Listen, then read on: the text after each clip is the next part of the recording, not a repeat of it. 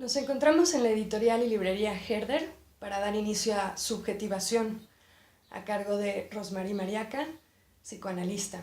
Esto se inscribe dentro de Psicoanálisis 22, nueva colección de la editorial. Hay estudios que analizan las normas ideológicas y comportamientos de una o diversas épocas de la historia y develan manipulaciones encubiertas ejercidas por fuerzas de poder que, entre otras cosas, limitan el ejercicio de la información, derecho básico humano. Cada época de la historia creó modos de estar, de relacionarse, marcos estéticos, eróticos, costumbres, pero también posibilitó que surgieran visionarios, creativos, que hicieron de todo eso algo liberador.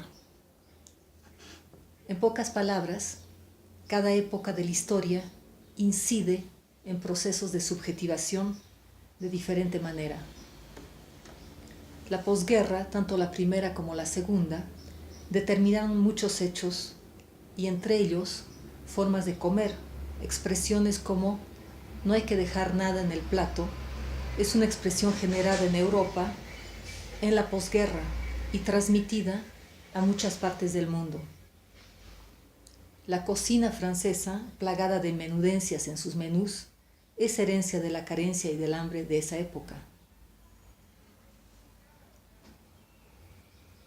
Los efectos de la guerra determinaron formas no solamente de comer, sino de vestir, de hablar, de censurar, determinaron miedos, precauciones.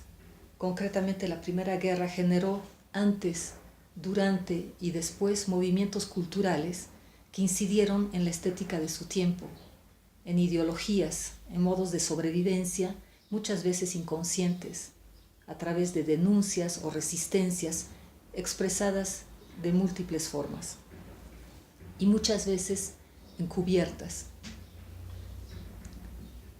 El actual sistema económico está inserto en una ideología, en este caso principalmente económica, e introduce un discurso que genera también esquemas estéticos, modas, sueños, eróticas, prácticas sexuales y sus respectivas transgresiones.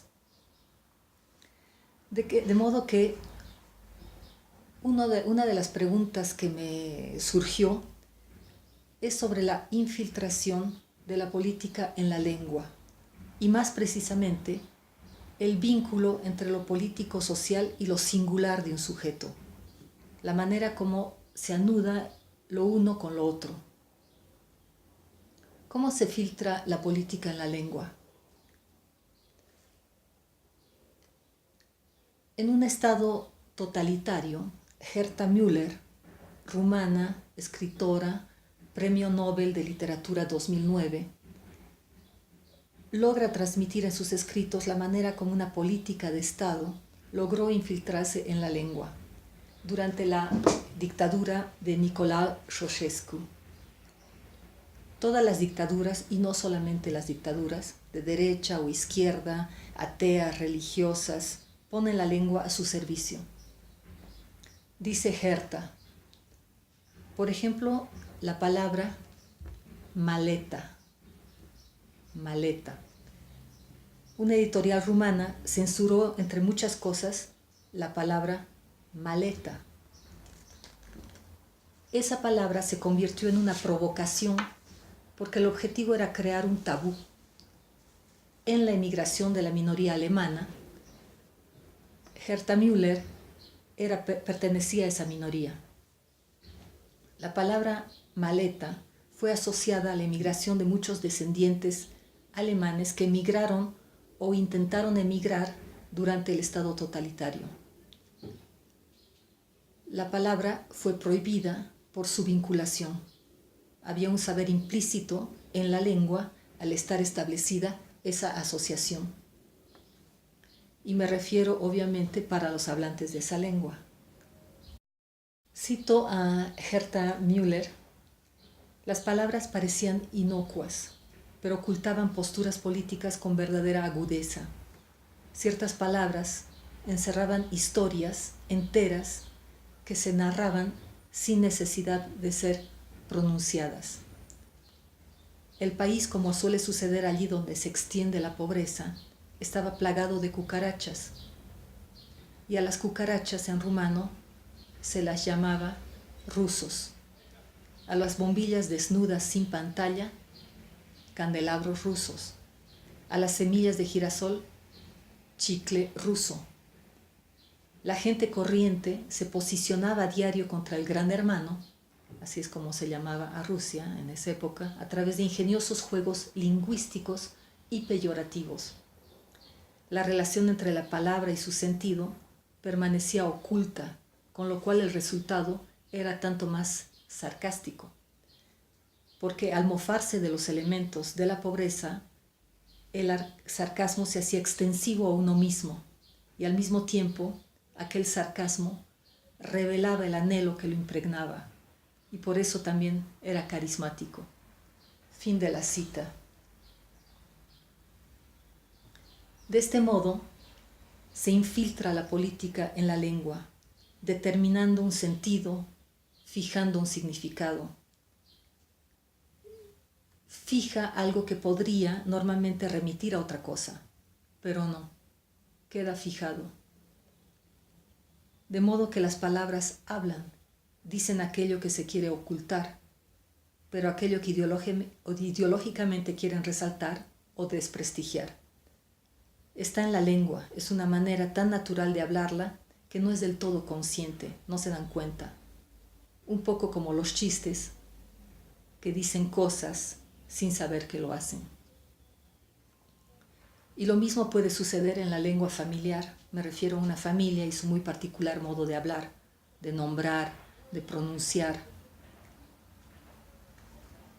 Ciertas palabras remiten despectivamente a un familiar o a una situación vivida que se quiere ocultar. Esta manera de nombrar a personas o épocas aparentemente olvidadas hace que se presentifique de esta manera. Es decir, que no son solamente situaciones político-sociales las que están impregnadas en la lengua, sino elementos personales, familiares, estéticos, sexuales, eróticos. De esta manera, las palabras interpelan.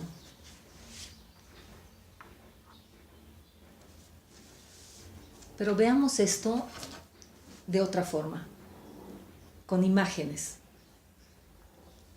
Relata Herta Müller. Actualmente hay un anuncio publicitario en Alemania en el que se ve un zapato de tacón pisando una mano de hombre. Yo no puedo evitarlo, me tomo las imágenes muy en serio. Las veo como una agresión innecesaria y por lo tanto de lo más cruel, puesto que hiere sin motivo. Un arrogante juego con la tortura y el asesinato. ¿Qué tendrá que ver lo bonito de un zapato con pisar la mano de una persona? A mis ojos una empresa degrada su producto al anunciarlo así. La historia de esa mano pisada que entra en juego con la imagen me impide comprarme el bonito zapato del cartel. No es posible separar la mano pisada del zapato. Su recuerdo me angustia. Los colores y las costuras del zapato se me han borrado, pero la mano que pisa está grabada con toda claridad. Aunque no vuelva a ver nunca el cartel, soy capaz de describir con todo detalle cómo tiene puesta la mano del hombre cuando se la pisa. No me extraña nada que mi memoria haya seleccionado una cosa y no la otra. La memoria es como debe ser. Ante la brutalidad, toda belleza pierde su sentido propio. Se revierte en lo contrario, se vuelve obscena. El anuncio del zapato me atormenta con el recuerdo de personas concretas que fueron torturadas en la dictadura y a las que vi venirse abajo. A mis ojos, el coqueto zapato de lagarto del cartel está dispuesto a cualquier cosa. Jamás podría ser mío, no lo querría ni regalado. Nunca tendría la certeza de que ese zapato no fuera a repetir su costumbre de pisar manos sin que yo me diera cuenta. Fin de la cita. Los efectos de las palabras no tienen límites. Es su manera de ver, de acuerdo a lo que la remiten sus recuerdos y asociaciones personales. En este caso, remiten a personas torturadas en la dictadura. Otra persona que no vivió esa dictadura o una situación de tortura no la va a remitir a eso. A una feminista la remitiría al poder femenino, por ejemplo. Algunas personas fetichistas la remitiría al poder del zapato y al orgasmo. Esto habla de la manera particular como cada quien es interpelado por las palabras, imágenes, hechos, toda una suerte de signos y toda una suerte de significantes. De manera que el lenguaje social se singulariza. Imponer esa historia a un zapato, dice Herta, no indica un refinamiento de la estética, sino la infiltración de la brutalidad en lo supuestamente estético. El gran tamaño y la ausencia de palabras habladas de estos carteles publicitarios es programa diario para los ojos en su intención de elevarlos a donde no les corresponde. Los carteles calumnian a los productos que anuncian. En tanto insisten ante mis ojos, me gustaría preguntar tanto a quienes hacen los zapatos como a quienes hacen los anuncios. ¿Podéis asumir la responsabilidad del terreno en el que os adentráis? ¿Dónde termina para vosotros el zapato del lagarto? Fin de la cita. Y yo me pregunto, si Herta no puede ver otra cosa que la historia de la tortura vivida en ella y en su país, es por la violencia. En un zapato pisando una mano hay violencia, pero es una violencia que hasta cierto punto para otros podría ser erótica, de sometimiento y sumisión, parte de la condición humana. ¿Habría que prohibir eso? Me preguntaba, ¿habría que prohibir esos cárteles como este que ella menciona? Saldría por otros lados, lo más inesperado. Da la impresión que ve una mente diabólica, todopoderosa en los fabricantes de zapatos y en los que hacen los anuncios, como si todo fuera a reaccionar, como si todos fuéramos a reaccionar de la misma manera que ella. ¿Dónde termina para ella el zapato de lagarto?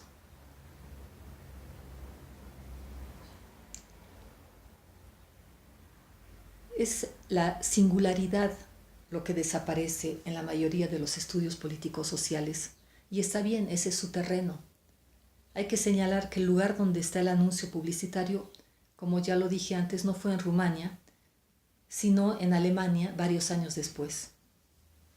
Hay definitivamente mucha gente que compraría esos zapatos y por lo mismo. Este anuncio contiene violencia. ¿Y esto nos hace más insensibles a la violencia?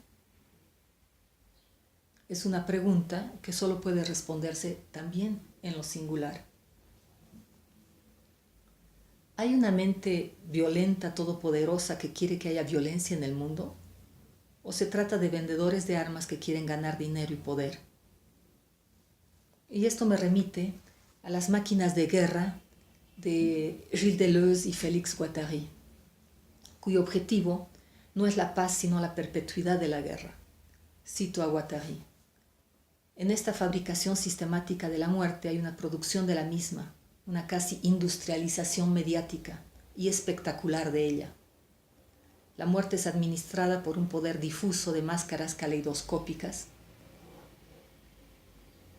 El necropoder instala una zona gris donde es indistinguible la frontera entre autoridades oficiales del Estado, el crimen organizado y los intereses de los capitales transnacionales. La lengua no ha sido terreno apolítico nunca, ni en ningún lugar, porque no se puede separar lo que unas personas hacen a otras. Dice Herta, este vínculo indisociable entre la lengua y lo que se hace los convierte en algo legítimo o inaceptable, bello o feo, y también se podría decir bueno o malo. Cada lengua, es decir, cada manera de hablar, tiene sus propios ojos.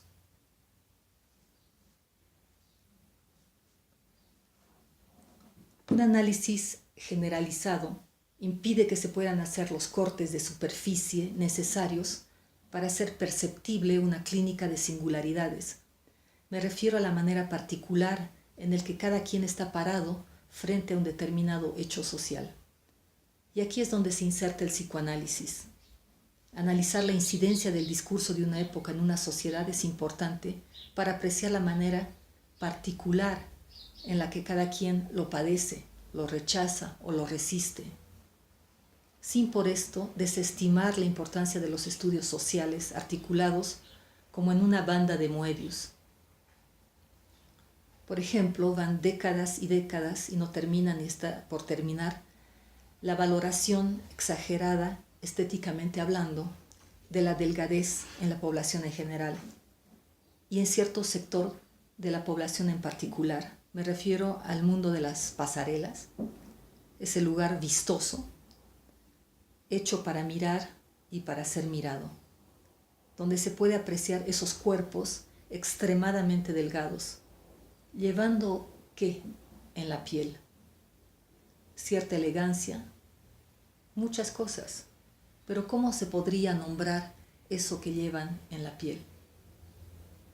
Esto en la percepción de muchas personas de nuestra época y que ha contribuido, aunque no lo ha creado, problemáticas, como ya sabemos, de anorexia y bulimia. Pero no toda la población es anoréxica o anoréxicos, aunque pudo llegar a ser en algún momento un problema de salud pública. La pregunta es, ¿qué determina que alguien sí se vuelva anoréxica o anoréxico si no es una singularidad? El tatuaje como modo de resistencia a la normalización y apropiación de los cuerpos en nuestra época capitalista es un hecho que marca nuestra época. Cada quien lo hace marca particular, marca un nombre, un valor, parámetros estéticos, sexuales, signos. El tremendo impacto que tuvieron las desapariciones en la dictadura militar en la Argentina, el daño aún imposible de determinar por sus efectos a largo alcance en la población y en la subjetividad de las personas afectadas de manera directa e indirecta, habla de los agravios cometidos contra la libertad ideológica de esa época y habla de los daños vividos en su singularidad. El psicoanálisis se inserta en esa singularidad. Todo psicoanalista tiene que estar advertido de la época en la que vive. No para hacer un análisis de masa, título del artículo más psicológico de Freud, sino para determinar la manera como eso social incide, determina una subjetividad tan importante como otros factores familiares, historiales médicos, genéticos, etc.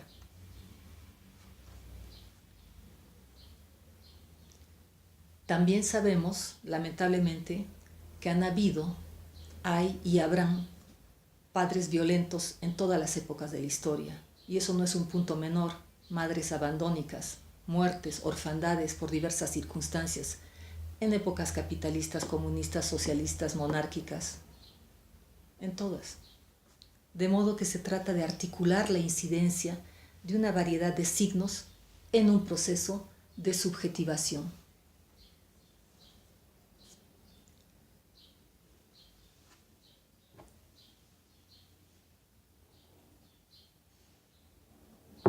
Decir que el psicoanálisis es normalizador es un error.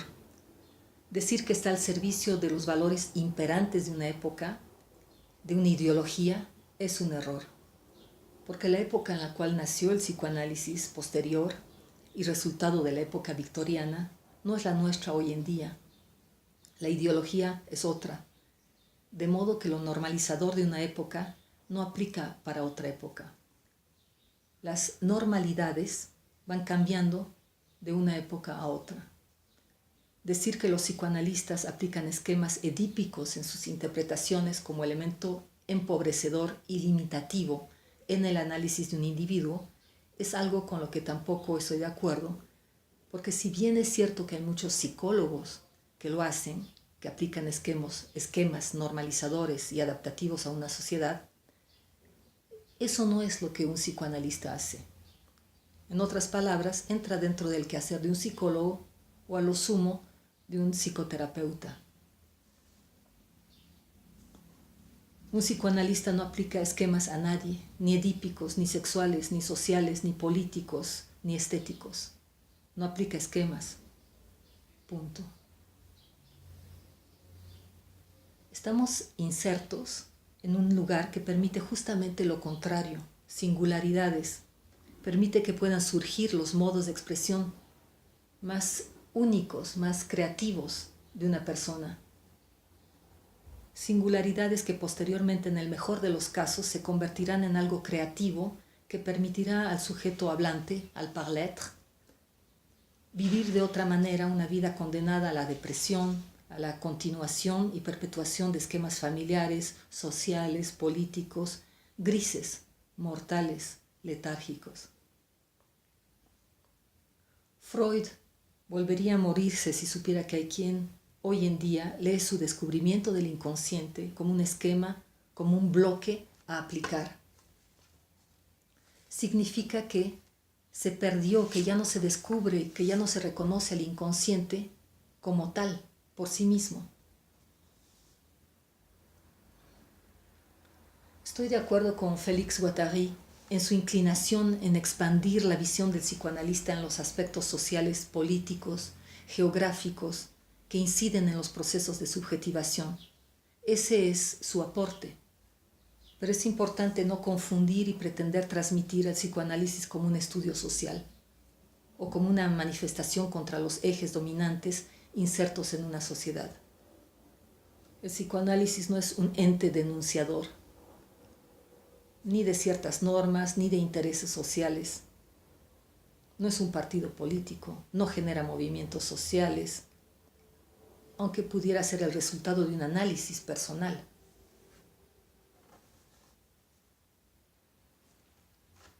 El destino fatal de Primo Levi, su suicidio como consecuencia de su experiencia vivida en un campo de concentración, fue singular por ser él quien era, por su formación, por su historia personal. No todas las víctimas de ese campo o de otros campos de exterminio se suicidaron. Lo que significó para Primo Levi esa situación no es similar al destino de otros sobrevivientes. Los campos de exterminio generaron toda suerte de efectos subjetivos diferentes y lo siguen haciendo. Desde el psicoanálisis vemos de manera singular cómo un hecho así incide en los sueños, en los valores, en las fobias, en los miedos, en los anhelos, en las metas, en la orientación sexual, en la orientación política inclusive de un determinado individuo. Si un sujeto hablante hace una crisis delirante a raíz de la pérdida de un familiar desaparecido, importa el contexto. Si fue el resultado de una época política determinada, su crisis no será igual a la crisis que puede hacer otra persona por la pérdida de otro familiar desaparecido. Las desapariciones producen duelos interminables, producen fantasmas, producen fantasías, inciden en la percepción, en el pensamiento, en las formas de relacionarse con el mundo. Pero también hay, ante las desapariciones, negaciones, distorsiones, alucinaciones, pánico, rencor. Y sobre todo, una larga espera.